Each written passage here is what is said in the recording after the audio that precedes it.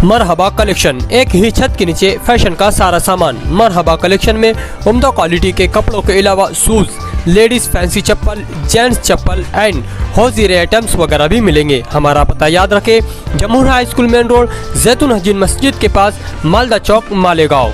गुज़िस्ता 2-4 दिनों से हारून अंसारी हॉस्पिटल जो कि गोल्डन नगर में वाक़ई है, वहाँ पर जो हमला ख़वातीन डिलीवरी के लिए आती है उनको बेइंतहा तकालीफ का सामना करना पड़ रहा है।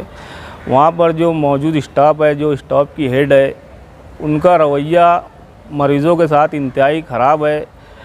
वो पहली बात तो मरीज़ों को चेक नहीं करती और देखने के यानी देखती है, चेक करती है तो उनको उड़ाकर सिविल हॉस्पिटल रिफ़र कर देती है। सिविल हॉस्पिटल में तो पहले भी सुविधाएं ऐसे है नहीं।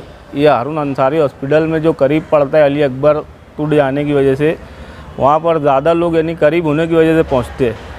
तो जो वहाँ पर इंचार्ज मैडम है वो मरीज़ों के साथ बदसलूकी कर रही है, उनके साथ यानी गैर इखलाकी ज़बान का इस्तेमाल कर रही है, जिससे मरीज़ के अहल खाना और मरीज़ जो है वो डिप्रेशन में है।